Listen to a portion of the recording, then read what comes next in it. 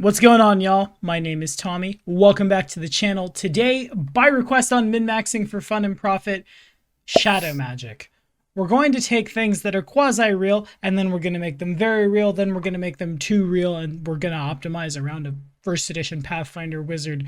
So this video is going to get real dumb, but remember, if you're liking what you're seeing, to like, subscribe, and ding the bell.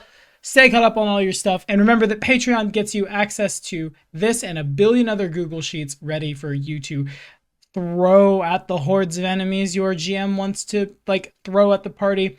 Slash for you to confuse and confound folks as they don't understand what's real and what's not real. And the numbers are Let's dive in. Okie dokie. So shadow magic. What can it do really, friends? The better question today is what can't it do? Shadow magic is one of the most versatile things a caster can do. Today we're building on a wizard, so we're very much yes-anding the toolbox. To look at a spell quickly as an example, Shadow Evocation. It's available to us as a level 5 spell.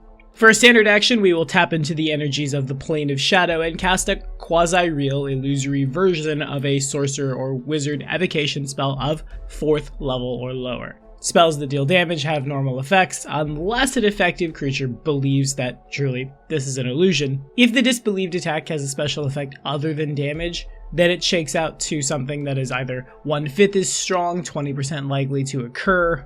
Damaging spells do 1/5 their normal damage. Of course, your level 3 fireball is resolving at a level 5 for the purposes of that spell DC. Now, on paper that seems really bad, right? Why exactly would I want to blow a higher level spell slot to cast like Fireball if it's going to do way less damage? Well, friends, consider when you prepare Shadow Evocation in your spellbook, that 5th level spell slot is any sorcerer or wizard evocation spell of 4th level or lower. I'm not exactly going to go back and count them out, I'll leave that for you, but there's a lot. And like I said, the flexibility of one of the most flexible classes in the game just further expands by including spells like this. Similarly, there is a conjuration, enchantment, and transmutation variant of this spell to just reach across almost all of the grand schemes of magic and then put them together into a much more compact package. And like most things, there are ways for us to pad out the 20% to a much higher and in fact over the top number. But before I get into that, today we'll be using a gratuitous amount of prestige classes, and yes, we will be using content from 3.5. There hasn't been new 1E content in several years. There won't be outside of like creators on Infinite or in home tables and stuff. I won't be pulling spells, magic items, but I will be pulling prestige classes. If your table would prefer to not use them, then just run 20 levels of wizard, and today, indeed by request, we're building a Shadowcaster. Shadowcasters get the ability at level 1 if they spend their entire spell prep period in at least dim illumination. They may prepare a number of additional spell levels worth of spells equal to the level of the highest level spell they can cast. The example used, if they can cast 6th level wizard spells, they could prep 6 level 1 spells, 2 3s, a 4 and a 2, and the other math as well, as long as it adds up to a total of 6 levels worth of spells, which are stored in the caster's shadow, which I think is the coolest flavor text, but we're going to get to a lot of really cool flavor text in this one, believe me. The Shadowcaster can only cast those spells when they are in an area of normal light or dim light, which is very easy to manipulate. Pop a gloom stick if you have to go like fight on a snowy mountaintop. They get Shadow Tongue, they get Dark Vision, hooray I guess. At level 10, with Shadowy Specialization, when a Shadowcaster casts Shades, Shadow Conjuration, Shadow Evocation, or similar illusion spells that have that listed fraction, they increase the percentage of damage caused by the spell's effect or by summoned creatures by 1/5, up to a maximum of 100%. So Shadow Evocation, Shadow Conjuration do 40%, the graders go up to 80%, and Shades goes straight to 100.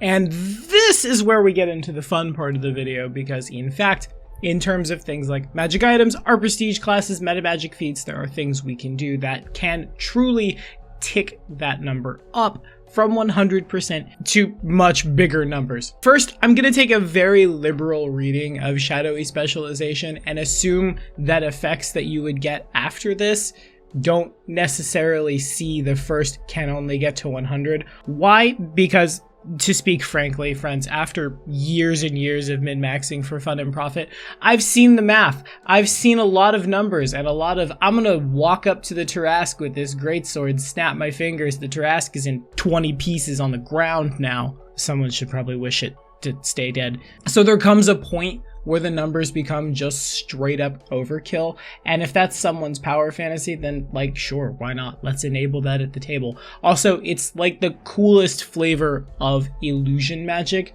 to make something that affects reality in a stronger way than its normal version does. A fireball that both sets you on fire and hits your brain in different parts of its gray matter such that you take, in like 5th edition terms, I guess, a boatload of psychic damage on top might be the easiest way to explain that. It's like in Power Spell, but there are extra saves behind it, and some of the field is not going to be concerned about it at all. For our prestige classes today, we will be taking 5 levels of one, 5 levels of the other.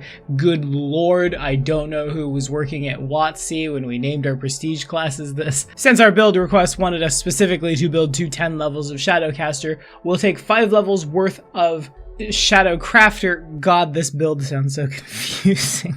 Shadowcaster, Shadowcrafter, Shadowcraft Mage. What do we do? Shadows! For a plus 10 to the strength of the reality, I guess I will say, of both Shadow Conjurations and Shadow Evocations, as well as some resistance to illusion. A total of plus 2 on caster level checks for all shadow spells to break spell resistance, and a plus 2 on disguise and stealth if we're playing Pathfinder checks. For the Shadowcraft Mage, 5 levels completes the Prestige class. The Prestige class grants us a 40% mischance versus attacks with Cloak of Shadow, lets every single last one of our illusions get a free silent spell, and a free extend spell, so that's fun. Its capstone ticks up the strength of effects from Shadow Conjuration, Shadow Evocation, and the greater variants, as well as shades by plus 20%, but I think the big one here comes in the form of Shadow Illusion. Check this out. Beginning at 3rd level, a Shadowcraft Mage is able to infuse some of their figments with material from the plane of shadow,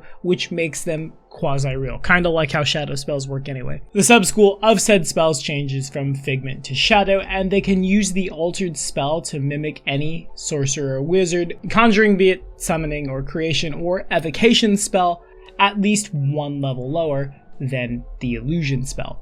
The altered spell functions identically to the Shadow Conjuration or Shadow Evocation spell, except that the spell's strength equals 10% of the figment spell used. The example that they use for this is if a Shadowcraft Mage uses Silent Image to create an Acid Splash, said Acid Splash would deal 10% of the normal damage to a creature that believes that the shadow is an illusion. If Programmed Image makes Summon Monster 5, that creature would have 60% of its normal HP, and its damage would be 60% normal against a creature that succeeds on will saves to disbelieve.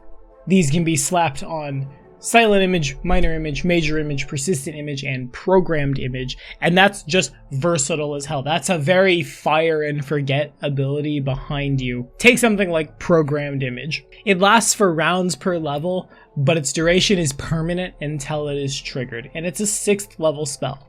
Say we Programmed Image and use a 4th level spell, Wall of Fire, which exists for eternity until a condition that we designated triggers, at which point it goes off to cover our escape, to cover the door to the base, to further gaslight the bad guys into believing we're just way more powerful than we are, I guess. We're taking this video way backwards. Before we talk about the feats and spells and things, let's get this math out of the way. There are a couple more things we can do to increase the potency of our shadow magic. First, the Solid Shadows metamagic feat. For +1 spell level when casting Greater Shadow Conjuration, Greater Shadow Evocation, Shadow Conjuration, or Shadow Evocation, or like Shadow Illusion or Transmutation, which came later at GM's discretion, that spell is 20% more real. Additionally, thanks to Realm of the Fell Knight Queen, a module I ran like 1 encounter from as a like dream sequence intro. That's a whole different story from my ancient past, but the Crook of Sidhurine.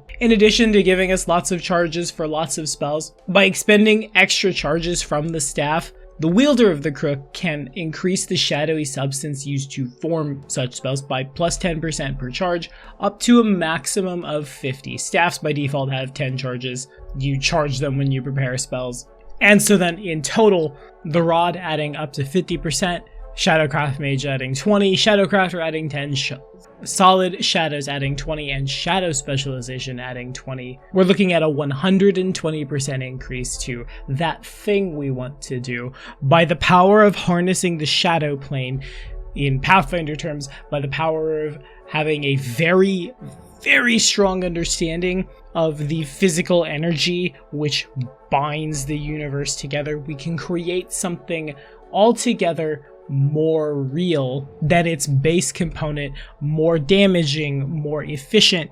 It's even weird in a meta sense, because at the end of the game, when you have these abilities, the monsters, strictly speaking, want to roll low, because then they'll believe that it's just a regular chain lightning and not a very bad, very painful chain lightning of super death that does way too much damage and only does its normal amount. It makes this really weird dice dichotomy, which I'm super here for.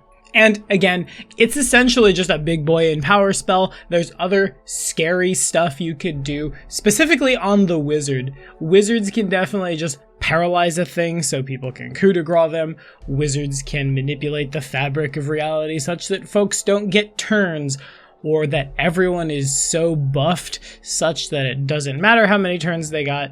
The Ranger, Rogue, and Barbarian just have too much stuff on them to be defeated, that it feels arbitrary to allow this to happen. Therefore, why not let it happen? It's really fucking cool flavor text. But my Audacity is showing 18 minutes forward. Let's talk about the actual build, huh? Why not? For our race, today we will be building on a Wayang. They both have the ability score, nice stuff that a wizard wants to see, and add a +1 to the DC of any saving throws to resist spells of the Shadow sub-school that they cast, which is all of them for us, really. For our traits today, reactionary, you knew you'd see it. It makes a lot of sense on a build like this. You would want to go first because you want to get the myriad levels of illusions and things set up before the opponent has a chance to go, so there's just too much stuff for them to interact with that isn't the party. Additionally, we'll take magical lineage for greater shadow conjuration to reduce its overall level by -1 after adding way too many metamagic feats to it at the end of the game. For our ability score priority, intelligence is the number 1. It determines our save DCs, it determines our bonus spells, it's that thing we do, followed by constitution dexterity, around the same-ish. You want to go first, you want to not die. We are taking prestige classes with D4 hit dice, so yeah, we want some con. Wisdom, so you don't get mind controlled and start throwing these weird illusions back on your friends. We don't need charisma at all, we don't need strength at all. As is oft the case when I'm building for first edition, though really the casters get to just sort of abuse it compared to the marshals, we will be building around the Dragon in the Room home rules for this edition, letting feats with greater or improved variants automatically tick up as soon as we qualify. You can follow this card right up here for all of the explanations for that. At level 1, we'll take Spell Focus Illusion to add a +1 on saves against spells from the illusion school that we cast. This should automatically tick up to greater for a +2. Then spell penetration for a +2 bonus on caster level checks made to overcome a creature's SR, which should again pick up to its greater and a +2 on top of that. Next up, from Pathfinder Unchained, Esoteric Illusion. The esoteric feats require you spend a material focus that you pick up from the random occult shops throughout the world for value. In this case, we'll be looking for Prismatic Sand, which is relatively cheap at the level by which we are taking this. Figure you should be able to get it pretty arbitrarily easy. When casting illusion spells using Prismatic Sand as an esoteric material component, the DC to disbelieve them increases by 2, as does the spell's AC if applicable. The benefits last for the duration of the spell. Its greater variant lets us treat our caster level as 2 higher for the range of the spell. But in low-level play, we want to increase our DCs. It's weird. At the beginning of the game, we want people to fail saves. At the end of the game, we want them to succeed. It's this very strange dichotomy that I super love.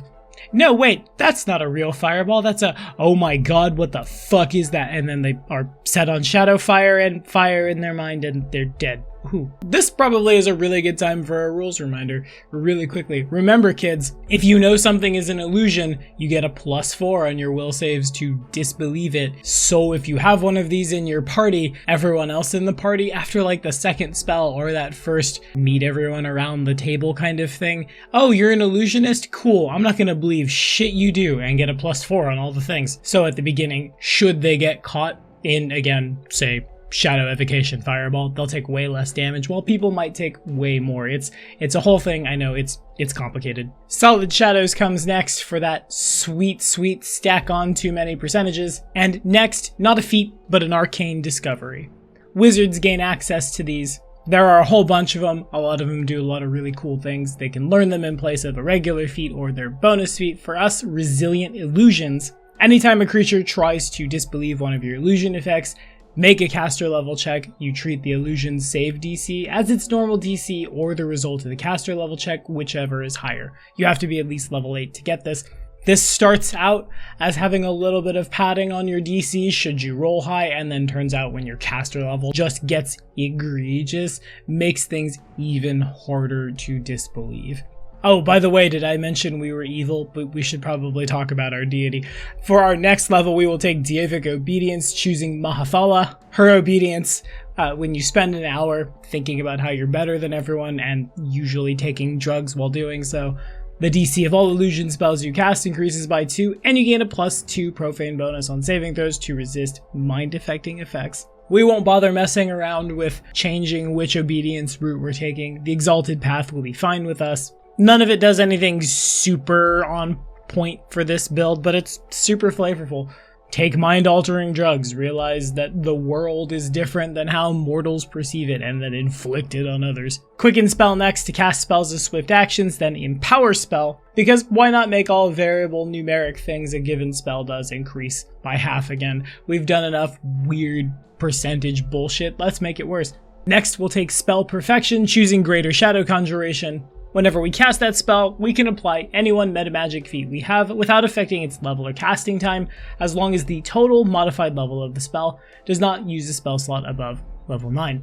Additionally, if we have other feats which allow us to apply a set numerical bonus to any aspect of the spell, double the bonus granted by that feat. Oh god, I'm recording this and I just realized that makes our shadow conjurations that much more real. I'm fucking dead. Okay, hang on. I gotta go do math. Welcome to Pathfinder, kids. So then, a base disbelieved Greater Shadow Conjuration does 60%. Let's add 100 from the fucking Crook of Ring. Oh, that's dope. 40 from Shadowcraft Mage, 20 from Shadowcrafter, 40 from Solid Shadows, and 40 from Shadow Specialization. That's 200, and that's 300% real. That's, remember that point where I said I was taking a super liberal reading of the rules for our archetype? And remember when I said that this is super arbitrary in a meta sense, because wizards can do, by jumping through way less hoops, the same thing, make it dead or not doing anything for the duration of the combat. That's still the case. This is the most, like, padded out overkill I've seen in a while, but my god. I guess that god is Zon Kuthon. Seriously, I think this is the coolest shit ever. This is the most wizardy wizard thing I've ever seen written out and described. That's your whole thing. You manipulate reality to make manifest what you want happen. Of course, by the end of the game, by the time you're powerful enough to go fight like very powerful demon lords and things, you would be able to make things that impact reality in such a way that the way we perceive them essentially causes your brain to blue screen, not be able to understand it, and then throw too many dice at the table. Oh, by the way, at level 19, let's take improved initiative, because if you got this far, why the fuck not? And yeah, that's basically the build. I guess there are a couple of magic items we could go over really quickly. Also, the big 6 are super important. Follow this card right up here if you don't know what those are. Firstly, a Shadow Stencil set. A set of 10 elaborate metal stencils used in shadow puppetry. If used by a Wayang or presumably anyone else, but there it is. Gives you a +1 competence bonus to saving throw DCs used to aid in the creation of any type of shadow spell, and the orange prism iron stone will add a +1 to our caster level to overcome spell resistance, make our spells harder to disbelieve, so on and so forth. So what do we do with this? Well, God, honestly, kind of whatever we want. This is normally the part of the video where I'm talking about important spells. We have access to basically all of them in-house. Every conjuration and evocation spell that a sorcerer or wizard can cast at incredibly increased potency. Suppose it's also worth noting that this technically means you can summon monster as a standard action, which is also hilarious. The build is definitely one of those builds that wants you to have a good deal of system understanding. Maybe not system mastery, but it's sort of like the brawler. You want to know what every evocation spell does for a given situation, so you can snap your fingers, cast the spell, without having to, on my turn, frantically flip through things quickly. But in return for that, should a red dragon show up out of nowhere, you're not sad because you prepped Fireball, you're happy because you prepped Shadow Evocation, and you'll just pivot to Lightning Bolt, and it's totally fine. Your summon spells can also be pit spells, can also be wall spells, and like all illusions, if the party disbelieves them in lower level play, that means they can fire through them, though I think it stands to reason that if you're firing through something that's 40% real, there's probably like 40% concealment. A good deal of this will require a lot of GM arbitration and calls in terms of what the 40% means. Shadow Conjuration for a fog cloud, which is only 20% is effective. You see a little bit farther. Shadow Conjuration, Wall of Stone in a straight line is in percentage as it tracks out to feet, harder to move through or down. If we're pivoting to the less supported sides, Shadow Enchantment for confusion might only proc sometimes, and sometimes they're just totally fine. Shadow Transmutation, not one we're going to talk about as much, honestly, unless you've got a whole party of people who want to be greater polymorphed. I feel like you're just better off casting Enlarge Person on the Barbarian, as opposed to one that like a certain percentage of the time will mean their reach is less. For a shadow spell without any weird percentage shenanigans, if you'd like to make it easy, here's a multi-paragraph spell. I love 1E so much. Baleful Shadow Transmutation, available to us as a level 6 spell. You infuse a target's shadow with energies from the plane of shadow, which shape the shadow into one that appears to belong to a different creature. You then trick the shadow's owner into believing that they're actually the thing that their shadow is. When you cast this spell, choose one huge or smaller creature of the animal type, or one medium or small creature of the humanoid type. If the chosen creature is ill-suited to the target's current environment, so like if you're trying to turn the fighter who wants to kill you into like a shark that would fall on the ground, flop around, and die, they get a +4 bonus on all of the saves. If the subject fails their will save, it believes that they are the chosen creature, causing it to lose any of its extraordinary, supernatural, and spell-like abilities. Class features fall off so quickly. Lose their ability to cast, gain the alignment, special abilities, and int, whiz, and chaw of its new form in place of their own. It retains any class features that aren't extraordinary, supernatural, or spell-like. When the subject is first targeted, and once every 24 hours thereafter, the subject must attempt a will save in order to disbelieve this effect. If the save succeeds, the spell effect ends. The first time the subject fails this save, they must also make a fort save.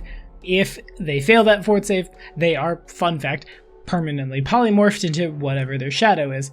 Successfully disbelieving the spell returns the subject to its true form.